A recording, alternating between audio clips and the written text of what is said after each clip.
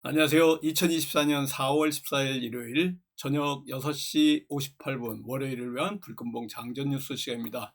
불금봉 밴드를 찾고자 하시는 분요, 밴드 전체 검색란에 불금봉이라고 검색하셔서 실명으로 가입하고 들어오시면 됩니다. 우리가 금요일 날, 전주 금요일 날 엘컴텍 금관련주를 대응했는데요. 오늘 이란이 이스라엘 보복 공격이 있어가지고 앞으로 이러한 안전자산 관련해서 더욱 상승을 할 거고요. 지금 금값이 사상 최고치로 올라가고 있습니다. 엘컴텍 같은 경우에는 금요일날 우리가 말씀드린 이후로 이와 같이 조정이 나왔지만요. 거래량이 뭐 뚝 떨어진 상태였는데 이런 이란의 보복 공격 때문에 지금 호르무즈 해협이 봉쇄 위기에 있고 또 여러 가지 상황들이 좋지가 않습니다. 유가가 130달러까지 갈 수도 있다는 이런 소식들도 계속 들려오고 있고요. 이란이 이스라엘을 보복 공격에 세계 경제가 완전히 지금 불안에 떨고 있습니다. 오늘 우리나라 같은 경우엔 일요일이라 뭐 아직까지는 별 영향은 없지만요. 지금 비트코인이 8% 밑으로 뚝 떨어졌습니다. 하락이 되고 있고요. 이런 비트코인 가격의 하락은 다른 모든 원유라든가 또 원자재라든가 아니면은 또 유가라든가 또 방산 관련주들 가격을 다 상승시키게 만들고요. 지금 중동 전세 전망이 국제 유가가 100달러까지 올라갈 거다 얼마 전까지 얘기했는데 호르무즈 해협이 봉쇄가 된다 그러면 130달러까지도 올라갈 수 있다는 이런 상황은 결국은 국제 유가가 상승하면 인플레이션 압력이 작용해가지고 세계 경제가 완전히 뒤흔들리고요.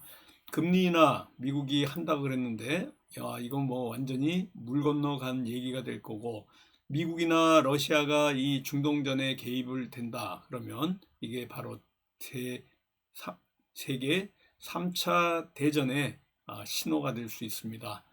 물론 지금 올해 11월에 미국의 대선이 있기 때문에요. 미국이 섣불리 이 중동전에 개입은 안 할 걸로 보여서 이스라엘이 보복한 걸로 보이는데요. 이란이 이렇게 무인기, 그러니까 무인기를 드론이라고 요즘은 얘기하죠. 여기다가 순항 미사일까지 동원해가지고 이스라엘 영토에 대한 직접적인 공격을 감행했고요. 드론이나 순항 미사일을 한 200개 정도 날렸습니다. 그동안 이란이 대리 세력으로 불리는 헤즈볼라라든가 예멘 후티 등을 통해서 그동안 이스라엘을 공격해 왔습니다. 예멘 후티 반군이라든가 헤즈볼라를 통해서 이란이 이렇게 공격 지원을 했는데요. 그런데 얼마 전에 이스라엘이 시리아 수도 다마스커스에 주재한 이란의 이 영사관을 폭격했습니다. 이스라엘이. 그러다 보니까 이런 보복 공격이 있을 것이라고 계속 얘기했는데 주말에 아마 나올 거다라고 얘기했는데 그 예상이 맞아가지고 보복 공격 임박 소식 때문에 제가 이렇게 엘컴텍을 금요일 날 말씀을 미리 드렸던 겁니다. WTI 서부 텍사스산 원유도 지금 80 뭐 거의 6달러 이상으로 지금 올라와서 곧 100달러로 갈 거고요. 지금 이스라엘은 분명히 또 세계적으로 말리고 있지만 이란에 반드시 공격을 할 겁니다. 네타냐후 총리의 지금까지의 습성을 보면 반드시 공격을 할 거기 때문에 이 확전 일로에 있다 이렇게 보시면 될 것 같습니다. 향후 충돌 전개 양상에 따라서 유가도 그렇고 전체적으로 금값도 그렇고요. 해운 가격도 그렇고 전체적으로 출렁일 가능성이 엄청 많고요. 호르무즈 해협이 중동 내 충돌 여파로 봉쇄된다. 그럼 유가는 130달러 이상까지 올라갈 수 있기 때문에 결국은 이런 여러 가지 상황이 유가 상승, 최악의 이러한 상황이 될 것 같습니다. 일각에서는 뭐 옛날에 1973년이 되는데요. 오일 쇼크와 같은 상황이 벌어지지 않을까 뭐 이런 우려까지 나오고 있습니다. 옛날 오일 쇼크 때 아랍 산유국들이 중동 정쟁 과정에서 석유를 무기화하면서 국제 유가가 급등해가지고 1980년대까지 마이너스 성장을 했던 이런 악몽이 있습니다. 그러다 보니까 금리 인하 하려는 미국의 또 이 중동전이 문제가 될 걸로 이렇게 보여지고요. 이 중동 리스크 때문에 결국은 정유, 방산, 해운주 우리가 관심 있게 보셔야 됩니다. 다시 말씀드리지만은 정유 관련주, 또 방산 관련주, 해운 관련주, 금 관련주, 구리 관련주, 뭐 이런 관련주들이 상승할 수 있는 이런 상황이고요. 그래서 정유주의 강세가 예상이 됩니다. 앞으로 치솟는 유가가 물가를 자극하면 중동의 지정학적인 리스크가 부각되면서 이를 해지하는 투자자들이 결국은 정유나 방산이나 해운이나 금 쪽으로 관심을 가질 것이다 라는 게 정설이다 이렇게 보시고요. 내일 우리 관심주가 일단은 엘컴텍입니다. 두 종목, 그리고 또 한 종목이 해운 관련 흥하해운입니다. 금요일날 물론 떨어졌는데요. 주말에 이란의 보복 공격이 있을 거라는 것은 금요일날에도 이미 예상이 됐던 부분이고요. 이런 것들이 결국 정유주도 마찬가지로 상승하고 국제유가하고 맞물려 있다가 산유국에서 원유를 사들여서 우리나라에 이렇게 파는데 수개월 사이 유가와 제품 가격이 올라 마진이 커지는 이런 기대감 때문에 원유 관련주들도 올라갈 수밖에 없다 이렇게 보시면 될 것 같습니다. 지금 금리 인하 지연이 될 거는 확실하고요. 그러다 보니까 코스피가 내일 또 코스닥도 뚝 떨어질 걸로 보입니다. 여기다가 총선에서 야당이 승리하다 보니까요.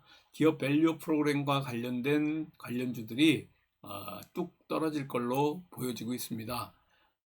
그래서 이번 돌아오는 이 코스피는 고금리 상황이 지속될 걸로 보이기 때문에 어쩌면 코스피가 2700 아래에서 지금 마감이 된 2681포인트인데요. 2600 초반까지도 뚝 떨어질 걸로 보입니다. 금요일날 환율이 아주 많이 급등해 가지고 이와 같이 지금 보시는 것 같죠? 1375원으로 차트가 완전히 고점에 있습니다. 그러다 보니까 지금 불안한 이런 상황이고요. 이런 상황이 내일 월요일까지 계속될 걸로 보여지고 있습니다. 그 가운데 이 반도체 관련해서요. 엔비디아가 또 강세를 보일 가능성이 있고 AI와 반도체 관련해서 강세를 보일 가능성이 있어서 반도체 관련주들 관심 있게 봐도 될 것 같습니다. 그렇지만 지금 이 전쟁의 여파 때문에요. 아주 조심스러운 접근이 예상이 된다 이렇게 보시면 됩니다. 전선이나 전력, 데이터 센터 관련주들, 데이터 솔루션 같은 이런 종목들 또 상승 가능성이 있고요. 한국석유라든가 또 현대로템 같은 방산주, 흥구석유, 또 중앙에너비스 같은 이런 석유 관련주들 관심 있게 보시기 바라겠습니다. 전선 관련주들요, 대원전선, 가원전선 같은 종목들도 관심 있게 보시기 바라겠고요. 구리 가격 상승이 또 AI발 전력 부족이 영향을 미칠 가능성이 있다 이렇게 보시면 됩니다. 데이터 센터뿐만 아니라 구리 관련주도 그렇고요, 변압기 관련주들도 계속해서 전력 인프라가 모자르면서 더 상승할 수 있는 이런 위치에 있습니다. 모든 것들이 지금 이란의 보복 공격 때문에 이 주말에 들려오는 이 소식이 심상치가 않습니다.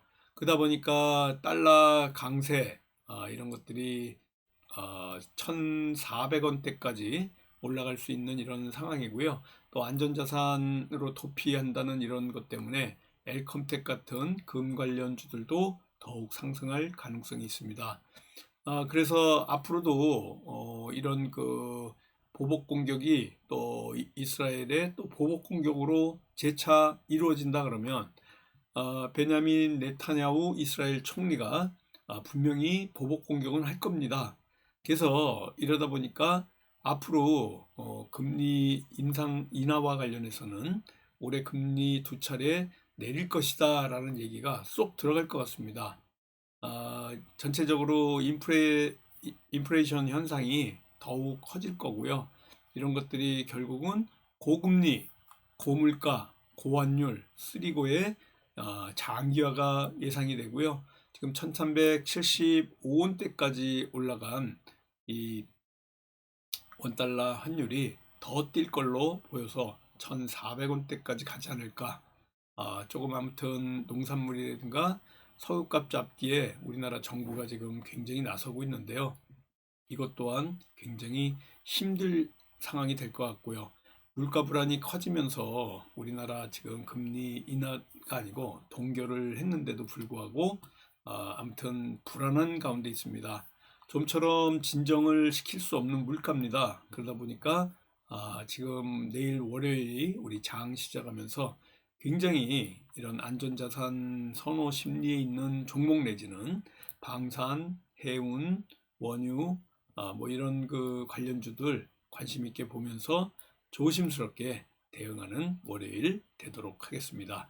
남은 저녁 시간 가족과 함께 행복하게 보내시고요. 내일 또 저와 함께 아침에 카톡으로 소통하면서 월요일 또 성공 투자 기원 드리겠습니다. 감사합니다. 안녕히 계십시오.